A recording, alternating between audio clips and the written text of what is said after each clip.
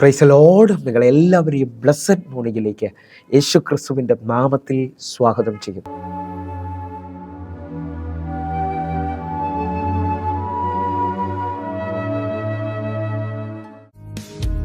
പരിശുദ്ധാത്മാവേ എന്നിൽ നിറയണമേ, നിന്നഭിഷേകം പകരണമേ, തിരുഹിതം എന്നെ നിറവേറുവാൻ ആത്മാവിശക്തി എന്നെ ചൊരിയണമേ, തിരുഹിതം എന്നെ നിറവേറുവാൻ ആത്മാവിശക്തി എന്നെ ചൊരിയണമേ.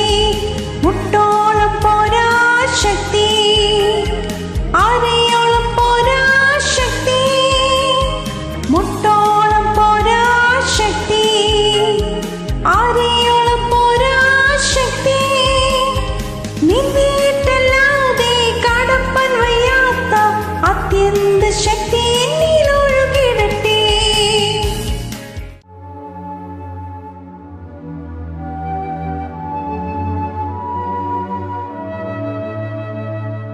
പ്രിയരെ, അനുഗ്രഹിക്കപ്പെട്ട ഒരു പ്രഭാതം കൂടെ നമ്മുടെ ജീവിതത്തിൽ അനുവദിച്ച് തന്ന വലിയവനായ ദൈവത്തെ നമുക്ക് ഒരുമിച്ച് ചേർന്ന് നന്ദി പറയാം. എത്ര പേർ പറയും, ഞാൻ നിന്നതല്ല, എൻ്റെ ദൈവം എന്നെ നിർത്തിയതാണ്? ഒന്നുകൂടെ പറഞ്ഞു കഴിഞ്ഞാൽ 2024 മെയ് മാസം 13-ാം തീയതി വരെയും എന്നെയും എൻ്റെ കുടുംബത്തെയും പ്രത്യേകിച്ച് പകർച്ചവ്യാധിയിൽ നിന്നും അനേക പ്രതികൂലത്തിൽ നിന്നും പ്രതിസന്ധിയിൽ നിന്നും കണ്ണിലെ കൃഷ്ണമണി പോലെ സൂക്ഷിക്കുകയും വിടുവിക്കുകയും ചെയ്ത വലിയവനായ ദൈവത്തിന് നന്ദി പറഞ്ഞുകൊണ്ട് ഈ പ്രഭാത ചിന്തയിലേക്ക് നമുക്ക് ഒരുമിച്ച് അടുത്തു വരാം. അഭിഷേകം നിന്റെ സ്ഥിതിയെ മാറ്റും.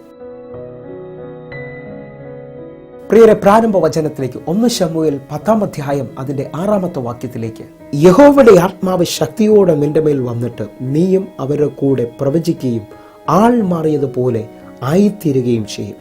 പ്രിയരെ, പ്രഭാതത്തിൽ അതിശക്തമേറിയ ദൈവവചനമാണ് ദൈവം നമ്മോട് ഇടപെടുന്നത്. അഭിഷേകം ഒരു വ്യക്തിയുടെ മുകളിൽ വന്നാൽ അവന്റെ സ്ഥിതികൾക്ക് മാറ്റമുണ്ടാകും. നാം വായിച്ചു കേട്ട വചന പശ്ചാത്തലം എന്ന് പറയുന്നത് ദൈവം പ്രവാചകനിലൂടെ ശൗലിനോട് പറയുകയാണ്, യഹോവയുടെ ആത്മാവ് ശക്തിയോടെ നിന്റെ മേലിൽ വരും, നീയും അവരുടെ കൂടെ പ്രവചിക്കുകയും ആൾ മാറിയവനെ പോലെ ആയിത്തീരുകയും ചെയ്യും. ഇംഗ്ലീഷിൽ കൊടുത്തിരിക്കുന്നത് ഇൻടു അനദർ മാൻ. വിശ്വസിക്കാമെങ്കിൽ നിന്റെ മേലിൽ പകരുന്ന അഭിഷേകം നിന്റെ സ്ഥിതിക്ക് വലിയ മാറ്റം കൊണ്ടുവരും. നാം വായിച്ചു കേട്ട വചന പശ്ചാത്തലത്തിന്റെ ആഴമെന്ന് പറയുന്നത് ബെന്യാമിൻ ഗോത്രക്കാരനായ കീശിന്റെ മകനായ ശൗലിനെ ദൈവം ഇസ്രായേലിന്റെ രാജാവായി തിരഞ്ഞെടുക്കുകയും അഭിഷേകം ചെയ്യുകയും ചെയ്യുന്ന ഭാഗമാണ് നാം വായിച്ചത്.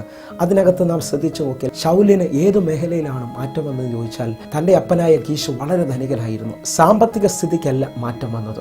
1 ശമൂവേൽ 9-ാം അധ്യായം അതിന്റെ 2-ാമത്തെ വാക്യം ഒന്ന് വായിക്കാം. അവന് ശൗൽ എന്ന പേരോടെ യൗവനവും കോമളത്വമുള്ള ഒരു മകനുണ്ടായിരുന്നു. ഇസ്രായേൽ മക്കളിൽ അവനേക്കാൾ കോമളനായ പുരുഷൻ ഇല്ലായിരുന്നു. അവൻ എല്ലാവരെക്കാളും തോൾ മുതൽ പൊക്കമേറിയവൻ ആയിരുന്നു. നാം ഈ വായിച്ചു കേട്ട വചനത്തിന്റെ അടിസ്ഥാനത്തിൽ ശൗലിന് സമ്പത്തിന് കുറവില്ലായിരുന്നു. 2, അവന് സൗന്ദര്യത്തിന് കുറവില്ല. എന്ന് പറഞ്ഞാൽ അവനെപ്പോലെ പൊക്കവും നീളവും സൗന്ദര്യമുള്ള ഒരാൾ ഇസ്രായേൽ മക്കളുടെ നടുവിൽ ഇല്ലായിരുന്നു. എന്നാൽ നാം കുറിവാക്യമായി വായിച്ച വചനത്തിന്റെ അടിസ്ഥാനത്തിൽ പരിശുദ്ധാത്മാവ് ശക്തിയോടെ അവന്റെ മേളിൽ വന്നപ്പോൾ അവൻ ആൾ മാറിയവനെ പോലെ ആയിത്തീരുന്നു. എവിടെയാണ് ശൗലിന് മാറ്റം വന്നതെന്ന് ചോദിച്ചാൽ അവന്റെ ഉള്ളിൽ വലിയ മാറ്റം ഉണ്ടായിത്തീർന്നു. ഈ പ്രഭാതത്തിൽ എന്നെ കേൾക്കുന്നവർ, ഒരുപക്ഷെ നിങ്ങൾക്ക് പുറമെ ഒരു കാര്യത്തിനും കുറവില്ലായിരിക്കാം. എന്നാൽ ദൈവത്തിന്റെ പദ്ധതി എന്നിലും നിന്നിലും വെളിപ്പെടണമെങ്കിൽ ദൈവം ആഗ്രഹിക്കുകയാണ് നിന്റെ അകത്ത മനുഷ്യനിൽ വലിയൊരു വ്യത്യാസം ഉണ്ടാകണം. ശൗലിന്റെ മേളിൽ അഭിഷേകം വന്നപ്പോൾ അവന്റെ അകത്ത മനുഷ്യന് വലിയ വ്യത്യാസം വന്നതായി നമുക്ക് കാണാൻ കഴിയുന്നു. എന്നാൽ ദാവീദിനെ ദൈവം അഭിഷേകം ചെയ്യുമ്പോൾ ദാവീദിന്റെ പുറമെയുള്ള സ്ഥിതിക്ക് തന്നെ മാറ്റം വരികയാണ്. 1 ശമൂവേൽ 16-ാം അധ്യായം അതിന്റെ 13-ാമത്തെ വാക്യത്തിലേക്ക്, അങ്ങനെ ശമൂവേൽ തൈലക്കൊമ്പെടുത്ത് അവന്റെ സഹോദരന്മാരുടെ നടുവിൽ വെച്ച് അവനെ അഭിഷേകം ചെയ്തു. യഹോവയുടെ ആത്മാവ് അന്നു മുതൽ ദാവീദിന്റെ മേൽ വന്നു. ശമൂവേൽ എഴുന്നേറ്റ് രാമയിലേക്ക് പോയി. ഇതാ, പ്രവാചകൻ തൻ്റെ സഹോദരന്മാരുടെ നടുവിൽ വെച്ച് ദാവീദിനെ അഭിഷേകം ചെയ്യുകയാണ്.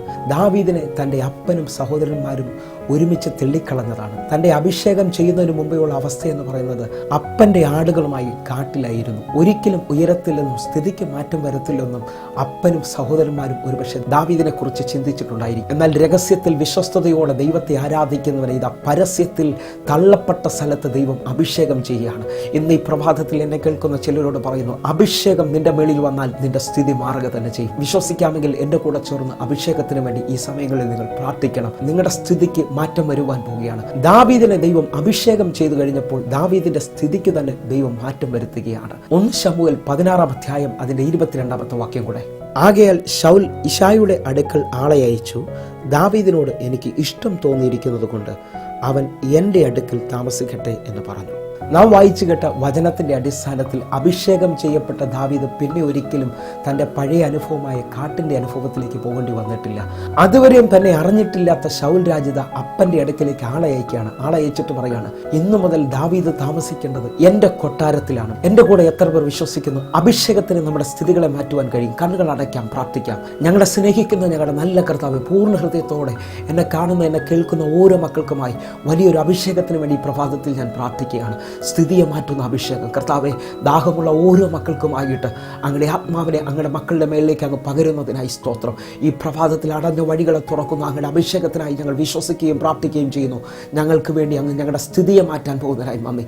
അത്ഭുതമായ വിടുതൽ ഞങ്ങളുടെ മധ്യത്തിൽ അയക്കുന്നതിനായി നന്ദി.